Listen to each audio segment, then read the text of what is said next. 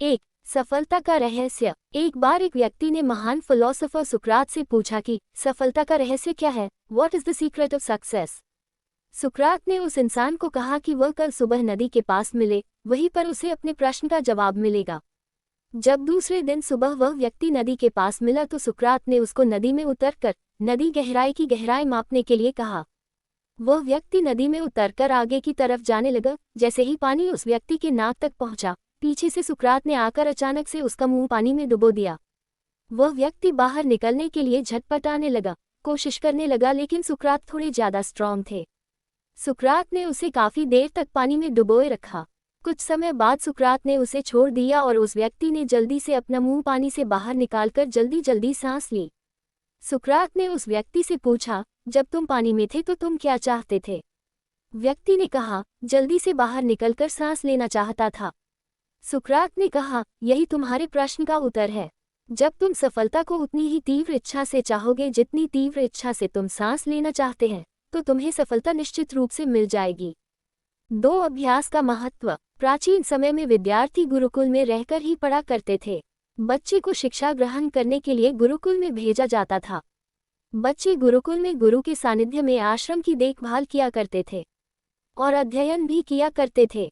वरदराज को भी सभी की तरह गुरुकुल भेज दिया गया। वहां आश्रम में अपने साथियों के साथ घुलने मिलने लगा, लेकिन वह पढ़ने में बहुत ही कमजोर था। गुरुजी की कोई भी बात उसके बहुत कम समझ में आती थी। इस कारण सभी के बीच वह उपहास का कारण बनता है।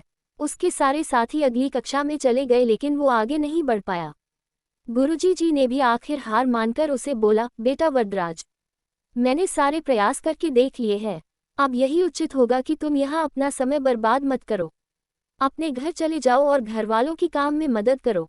वरदराज ने भी सोचा कि शायद विद्या मेरी किस्मत में नहीं है, और भारी मन से गुरुकुल से घर के लिए निकल गया। दोपहर का समय था। रास्ते में उसे प्यास लगने लगी। इधर उधर देखने पर उसने पाया कि थोड़ी दूर पर ही कुछ महिलाएं कुएं से पानी भर रही थी। वह कुएं के पास गया। वहां पत्थरों पर रस्सी के आने जाने से निशान बने हुए थे। तो उसने महिलाओं से पूछा, ये निशान आपने कैसे बनाए? तो एक महिला ने जवाब दिया, बेटे, ये निशान हमने नहीं बनाए। ये तो पानी खींचते समय इस कोमल रस्सी के बार बार आने जाने से ठोस पत्थर पर भी ऐसे निशान बन गए हैं। वरदराज सोच में पड़ गया। उसने विचार किया कि जब एक कोमल से रस्सी के बार बार आने जाने से एक ठोस पत्थर पर गहरे निशान बन सकते हैं, तो निरंतर अभ्यास से मैं विद्या ग्रहण क्यों नहीं कर सकता। वरदराज ढेर सारे उत्साह के साथ वापस गुरुकुल आया और अथक कड़ी मेहनत की। गुरुजी ने भी खुश होकर भरपूर सहयोग किया। कुछ ही सालों बाद यही मंदबुद्धि बालक वरदराज आगे चलकर संस्कृत व्याकरण का महान विद्वान बना, जिसने लघु सिद्धांत कौमुदी, मध्य सिद्धांत कौमुदी, सार सिद्धांत कौमुदी, गीर्वाण पद्मंजरी की रचना की। शिक्षा मॉरल। दोस्तों, अभ्यास की शक्ति का तो कहना ही क्या है। यह आपके हर सपने को पूरा करेगी। अभ्यास बहुत जरूरी है, चाहे वो खेल में हो या पढ़ाई में या किसी और चीज में। बिना अभ्यास के आप सफल नहीं हो सकते हो।